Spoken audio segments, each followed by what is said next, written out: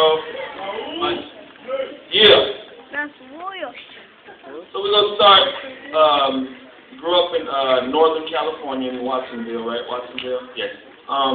Tell us about life growing up, the family structure. You know, brothers and sisters. I have one sister, two younger brothers, a mom, a dad, which wasn't around, but still my dad. And then that's basically it. How was it growing up in the, you know? It was pretty cool. So you say you didn't have the father, your father wasn't there, like, what kind of? Well, he wasn't there, but I had a stepdad that came into the picture at the age of, I don't know, like 5. Right. And he was super cool. Yeah. Way cool. Just real mellow. Didn't like to argue. He drank and stuff, but he wasn't beating my mom or me or nothing like that. He was a cool drunk, you know? Yeah. Which was nothing like me. So on into your teenage years, you grew up, you kind of get into some trouble as far as maybe gangs or something. Growing up, I started getting involved in gangs because, well, not because I wanted to, but we grew up in housing authority at a young age. We got transferred there, me and my mom, my whole family, so that was pretty cool, you know. So we grew up as kids, and as everybody starts growing up, before you know it, you know, everybody's joining gangs, and that's what it was, you know. It was no big deal, you know. We just, now we're a gang and we commit the same crimes. And for all of you who don't know what the housing authority is, that's the project. So you're coming on into your 20s. What are we looking like here? What's going on as you come to you? At the age of 20, I was like fully involved and messing around. My life was going really fast and with no direction. You know, my biggest goal or inspiration in life was these people that I grew up. You know, people that were going in to prison or coming out of prison, and that was it. You know, that's who I wanted to be like, and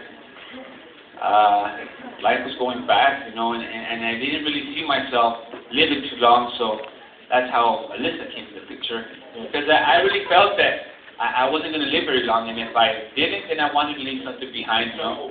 And so I had Alyssa, and then, you know, next thing I know, I got married to Sarah, and the best decision, one of the best decisions. Absolutely. Yeah. Absolutely. You know, Sarah does a lot for me, man. Yeah. A lot. Yeah. But we gotta get her up here, right? Oh yeah. Okay. So but we'll it plan that later. decided to change my life. You know, I was sick and tired of getting in trouble, and you know, we always had so many excuses. You know, I could blame everybody. You know, starting from my dad to this and that. But the bottom line is me.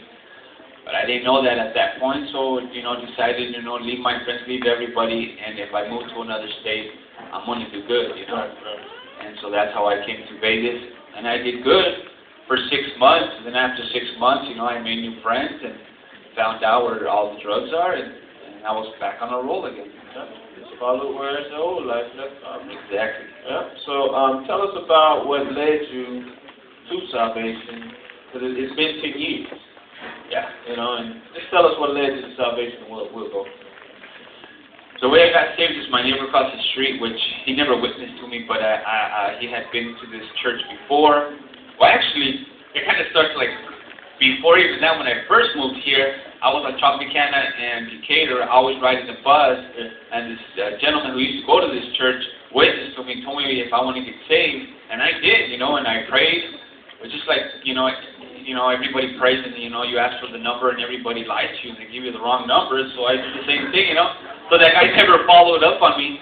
He couldn't. No, he didn't. And then years went by, and then, you know, that's where my neighbor comes across, tells me he got saved and is going to this church, and I said, okay, cool. He came a few times. I didn't go right away, but finally I came, and that's when I got saved. And then that's where I saw that gentleman that had witnessed me a couple of years ago. He was right here. Oh yeah. You know. Yeah. So we just went to the men's rally. You've been to several of them. Now, you've been back to the old neighborhood? Yeah. you see the people basically that you grew up with, and, you know, you look at them, are they doing anything extra or extra? Like, it's the same thing. the same thing, you know? And basically you either saw yourself dead or doing the same thing before that, or like I said, you know, my life at the age of 20 and 22, it was going real fast. You know, people were trying to kill me and stuff like that, and that's where I had to listen. And, you know, I was done. You know, I was done. I had enough. So we go to the men's rally. What is it about? I mean, the preaching was straight to men. You know, what is it that you can see that has changed the most since the first time that you bowed your knee to Christ, from even today? Look, talking today, as you listen to the preaching and we all challenge. I mean, everybody's challenged. What is it that you are most thankful that God has done in your life? That God has done in my life? I'm very thankful for many things He's done in my life, but Made you a better husband.